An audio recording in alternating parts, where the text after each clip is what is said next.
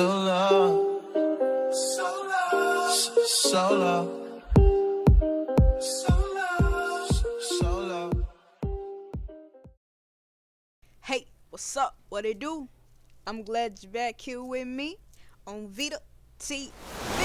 And today, y'all, we are watching 3 TikTok murder cases. Now, y'all, I don't know how deep this gonna go. I don't know how dark this gonna go. But we gonna figure it out. If you're ready for this video, be sure to like, comment, and subscribe. Y'all know I don't do too much talking. Let's get straight into the video. The following stories tell the tales of real cases in which TikTok played a role in a murder. Not TikTok catching cases.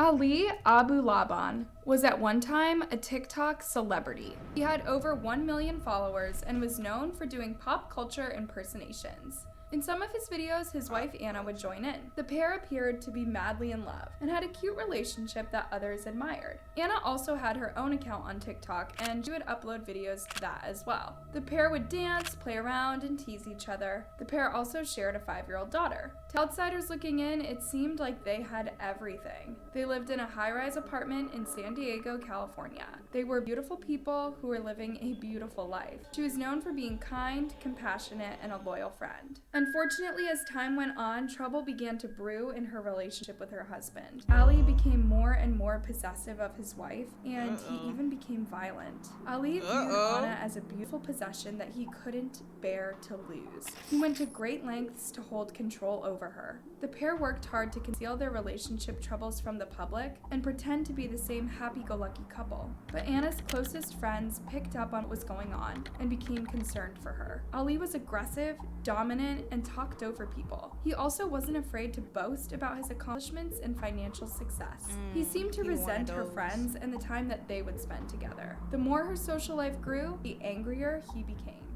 He was actually trying to get a divorce at that time when he killed her, one of Anna's friends later recalled. She was actually trying to get a divorce at that time when he killed her. Ali's behavior got scarier and scarier. He felt that his wife partied too much and hated that she would attend social gatherings without him. It was clear that he was becoming more and more unhinged, even causing his family to not want to be around him. To make matters worse, he was also engaging in drug use, something his fans would soon find out about. While filming an Instagram live one day, Ali was drinking and ended up pulling out a bag of drugs that he would go on to snort while still on camera. He claimed that it had been his first time ever engaging in drug use and that he realized how dangerous it was. He then went on a strange and confusing rant in which he discussed how he didn't like his wife being around other men, and that it made him uncomfortable. In September of 2021, Anna told the police that he had pushed her, causing some minor injuries. She was done with their marriage and wanted to get a restraining order against him. On October 18th, she asked her estranged husband to leave the apartment that they shared with their daughter. Ali's behavior became more and more erratic. He began drinking heavily, even posting videos of himself driving out of a bottle of red wine. During this time, he continued to reach out to Anna, who would refuse to pick up his calls. His family begged him to give her some space, but he couldn't be reasoned with. Ali had no plans to leave Anna alone, and he hatched a disturbing plan. When he knew that Anna wasn't home, he snuck back into the apartment and downloaded a special app on his daughter's iPad. Through this app, he would be able to spy on them and know what was going on at the apartment. Before leaving, he vandalized and trashed the apartment. Sure enough, while listening in on Anna, Ali heard the sound of a male voice accompanied by her laughing. He became so enraged he could not think straight, and he automatically assumed that Anna was cheating on him.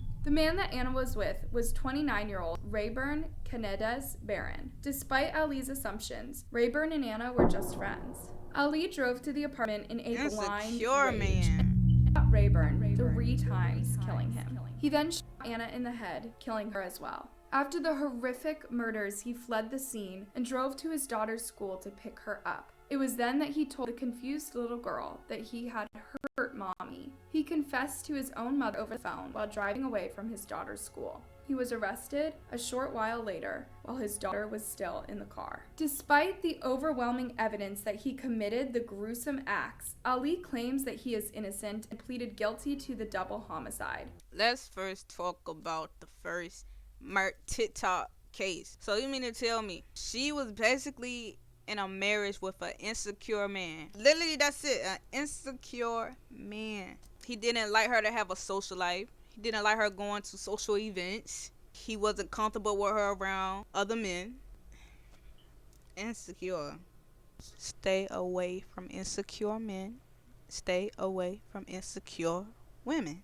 I do feel terrible. I wonder how her kid doing. Damn. I hope her kid doing okay.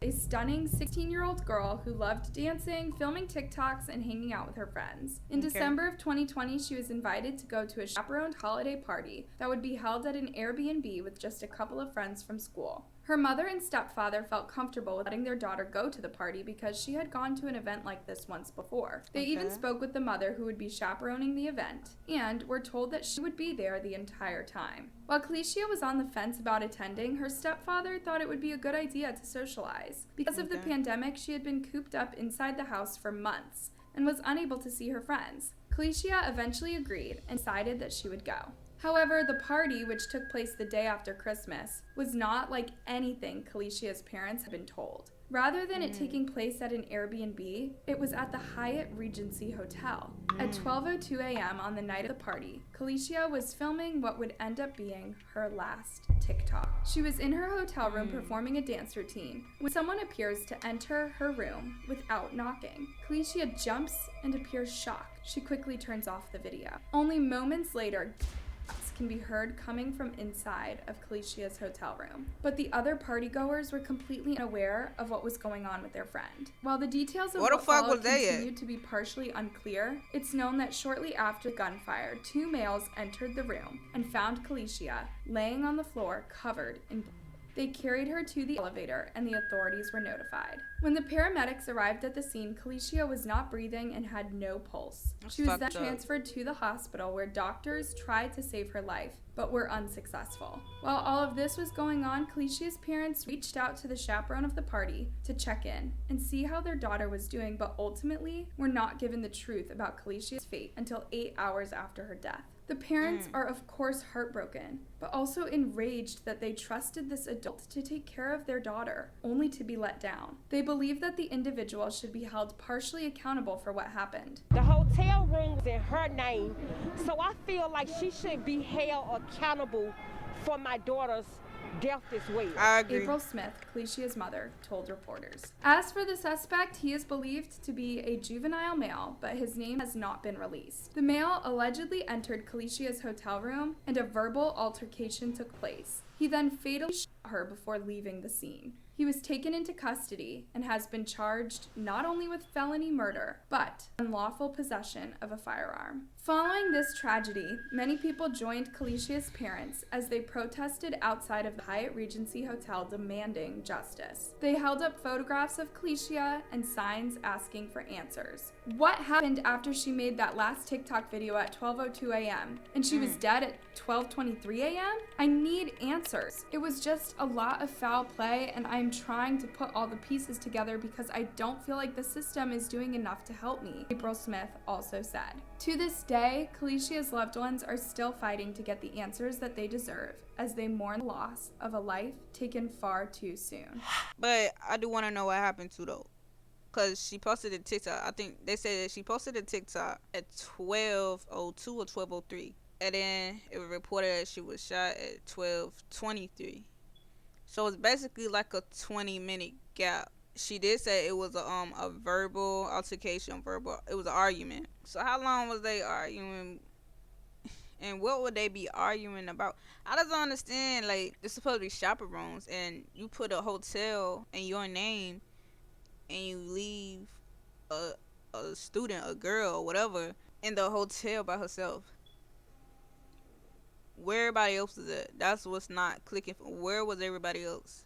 Including the chaperone. Where were you? And why was she by herself if you're supposed to be chaperoning everybody? Making sure everybody is okay.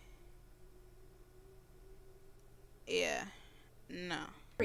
is a 22-year-old TikTok star from Leicestershire, England. She has a relatively large audience with over 120,000 followers and over 3.2 million likes. She filmed videos recreating popular trends as well as makeup and fashion tutorials and videos with her mother and friends. Most of her videos seemed pretty innocent and lighthearted. That is, until she posted one unsettling video on January 3rd, 2022, in which she joked about having to confess to killing someone. She seemed to smile as Shawn Mendes' song "It'll Be Okay" played over the clip. While most of her followers probably thought this was nothing more than a silly TikTok video, it was actually foreshadowing a very dark event to come. In February of 2022, Mehek, her mother, Ansreen Bukhari, and a 21-year-old woman named Natasha Akhatar were involved in a car chase. They chased two 21-year-old cousins named Mohammed Hashim Ijazuddin and Saqib Hussein and eventually ran them off the road, destroying their car and taking both of their lives instantly. Two men named Reyes Jamal and Raken Karwan have also been charged in connection with the car chase, but it has not been released what role they played in the horrific tragedy. The vehicles that were involved in the crash include a silver Skoda Fabia, a gray Audi TT, and a blue Seat Leon. While the exact routes the cars took is still being pieced together, it is known that they were traveling at great speeds. After their arrests, Mehek and her mother were brought into court. During this time, the judge asked them if they understood the severity of their charges. They both only said one word: yes. They will face a hearing on March 18th and will likely face trial in September of 2022. Sikander Hayat, Ijuzin's father, said that at the time of the crash, Hussein was going through a hard time and his son was trying to help cheer him up. He had borrowed his grandfather's car and was using it to take Hussein to see a friend of theirs. Saqib was very down about things. Hashim loved him a lot and cared for all people in general. He would do anything to help somebody out. This one I don't really have much to say, but did she say that the dudes that they were chasing was her cousins? People that love you, they'll kill you. People that's your blood, they'll kill you. People that say they're your friend, they'll kill you. This is a fucked up world. It's fucked up.